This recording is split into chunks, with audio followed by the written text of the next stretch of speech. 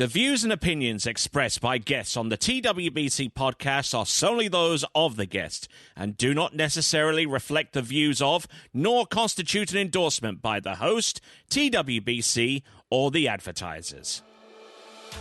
National championships, Confederation championships, World championships, major professional events.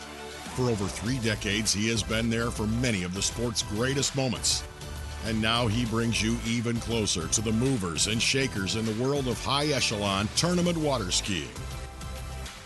From the founder and creator of the Water Ski Broadcasting Company comes the TWBC Podcast. And now here's your host, Tony Lightfoot. And yes, indeed, I am the aforementioned Tony Lightfoot. This is another edition of the TWBC podcast, and I have a special guest lined up this time around. One of the top up-and-coming slalom skiers in all of the world in the women's ranks. Her name is Chelsea Miils. How are you doing? I'm great. Thanks so much for having me, Tony. No worries, and obviously that little bit of an intro there for you makes you sound awfully young, but I mean, you got into the slalom game relatively late in life, haven't you? I would say super late compared to my competitors, considering most of them started, before age 5, and I started at 26. So yeah, I would say it was quite late, but I'm fortunate to have come upon this sport, and I just fell in love with it. Okay, give us a little bit of a background as to how you got into the sport of skiing, because your original sport of choice was tennis, right? Correct. Yes, I played Division I college tennis, and at what college? At Bucknell University in Pennsylvania. Okay. Graduated in 2006, and after college, just wanted to do something different. I had gotten up on skis in summer camp, and so I knew how to get up. I did not know how to do anything other than get up. I could sort of cross the wakes, but not properly. And I just bought a ski. I thought gliding across the water on top of the water was the coolest thing ever, and so I just wanted to find a way to do it. I bought a ski online before I had a boat, before I had a lake, and before I had anyone to actually ski with. Do you remember what that ski was? It was a Connolly something or other. I'm not sure. I bought it on Overton's. It was like a $300, Probably like a Concept or something like that, mid-range ski. Yeah. Mm-hmm. It was like a Connolly Concept or something similar. All right, then. So that was all the way back in, what was it, in the early 2000s, right? So when I bought the ski, it was 09 or 10, something like that. Something around about 2010-ish. Yep. Yeah. So 10 years later, you're here, you're competing against the very best in the world, and I mean, like, taking that into account and your rise in the sport, it must give you some pause for thought, It did. I think it was just God kind of gave me this premonition that I was supposed to be a skier. I don't know why. I always kind of thought that, and he just sort of made that all work together, and it ended up really working out. And I've really fallen in love with the sport, the people of the sport, just the family atmosphere is incredible. Excellent stuff. So, we're here at the Malibu Open, or at least the day before the Malibu Open takes place here in Trophy Lakes in Charleston, South Carolina. For many years, your home was actually in North Carolina, and your line of work was and still is sports psychology. Is that still correct to this day? Sort of, yeah. I moved to North Carolina to be the assistant coach at UNC Charlotte for their tennis team, and that was kind of what brought me to the area. And then it was sort of, if you were going to continue to coach in college, it was sort of like, okay, you're going to have to move around the country. And I had just sort of fallen in love with skiing, and a lot of the colleges that I was going to go to was like, oh, this is not going to work. I'm not going to be able to ski. So I ended up starting my own business, doing private lessons and coaching tennis. And then as that became very draining and sort of an hourly thing that I had to keep up in order to make money, my goal was always to get off of the court and segue into more of the sports psychology side of things. And I just happened to find this company, Winning Mindset. And so I've been with them for 2 years now. Excellent, excellent. So are there any kind of technical little bit of tidbits or any kind of tricks or tips that you can take from tennis and immediately apply into skiing, because they're so diametrically different, being on water, being with the ski, racket, pacing around from side to side, forward and backwards on the court. But they're both highly cardiovascular activities. And I mean, ask anyone that's cleaned a pass at 28 or at 32 off, and it does raise your heart rate. It's much like tennis. Yeah, it does. I mean, I think they are so different, but like in all sports, there's a huge mental component that is arguably greater once you have a certain level of skill than the physical component. But I think that some of my natural grit and grind, I'm going to figure it out mentality definitely translated to the skiing from tennis. I would spend 5 hours a day on the court, and so that's kind of everyone kind of knows me as the person who skis way too much, but that's kind of what's also gotten me, I think, to where I am. And I'm also trying to make up a lot of lost time. Okay. So I don't necessarily think it's the worst thing in the world to ski a lot. And I think a lot of people will disagree with me on that, but I think it's really helped me a lot to get a lot of time on the water and just figure things out. Much like I remember Joel Howley saying he used to take like hour-and-a-half sets. Wow. And I think he was a late starter too. So I think if you start late, you kind of have to play a little bit of catch up and get some experience on the water. And so just kind of that grit grind mentality. But yeah, there are definitely some tricks. But yeah, mental toughness is mental toughness, and mindset's mindset, no matter what sport you're doing. And I mean, you started relatively late, but you actually managed to get in touch with a pretty darn decent slalom coach to be able to guide you along, because obviously making up for that amount of time with the amount of sets that you're doing, it's very, very easy to pick up some bad habits, and they stick with you, and it's nigh on impossible to shake them off. But you had some good coaching right from the start. I've had a lot of amazing coaching. I mean, I can't necessarily say it was like one person here or there. There have been some instrumental coaches in my last 10 years. Kind of starting out, it was kind of, just like, it was like Jack Travers, and it was like, and then it kind of went into like Andy Mapple. In terms of like the pros, I mean, I had coaching also from kind of just like club members that I was around that were better than me, and just picked up a lot from various people. And I was always kind of listening to everyone, and sometimes that got me in trouble. So, like, it was like, okay, now we have some differing points of view. And then it was like, all right, that's not helping when you are trying to do two opposite things. So, and you can get turned around backwards, and you're trying to work on a different thing every set. That doesn't work either. No. So there needs to be some consistency. There needs to be some equilibrium, some point of reference to where if you stray too far away from it, then you know about it and you need to get back in. Right. And now I kind of have developed sort of like a mini team for myself. And so I have like certain people I go to for certain things. So like Chris LaPointe is kind of my technical and also my equipment guy.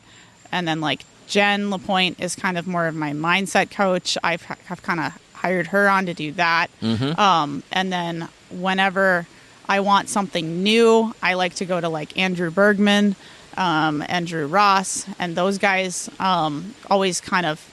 Drew is really big picture, and so he gets me to see like things from a much bigger picture perspective. And Andrew always gives me something that I've never heard before, and that's really cool too. So that's kind of who I consider, like, at this point, the instrumental people on my team, and this has definitely been like a better year for me until I got hurt in August than any other year. I've known how to like run 38 since I was like, I don't know, for like the last 6 or 7 years I was running 38, but this year it was like, okay, how do we do this in on tournaments? A consistent basis? On a consistent basis and in tournaments. And because being able to say that you're running 38 off is all well and good, but I mean, when you start running 38 off, you do it like about maybe 2 sets out of every 10. It's one thing to be at that level, but to get to a level where you're running it like 8 or 9 sets out of 10, and to the point where you're running it every single time, that takes the most time to develop. Yeah, it does. And I mean, that's kind of where I got to this summer, but then then I had a really bad crash after US Open, the day after US Open, and so now I'm kind of I've had a couple of days of skiing, and I'm here because I want to represent the country in Worlds, and so you kind of want to stay on top of the competition game. But I don't necessarily feel dialed with like a couple of sets in 5 weeks. So I haven't really trained the way I should train, but I just couldn't. So I don't know where I'm at this point right now, but I'm just like happy to be here and happy to represent USA at Worlds, and that'll be my first Worlds, and I didn't want to pass that opportunity by me because in 2 years I'm going to be 40. So who knows where I'll be at that point. I mean, we have some great examples of Karen Truelove skiing still, but you don't know what's going to happen. Yeah, exactly. I mean, obviously, as the years pass, the opportunities to actually get to the highest echelons of the sport become less and less and less. And certainly didn't help you, at least coming into the sport as late as you did. But putting that aside, I mean, the injury that you have right now, looking at your leg, is it an ankle injury or something a little bit more involved?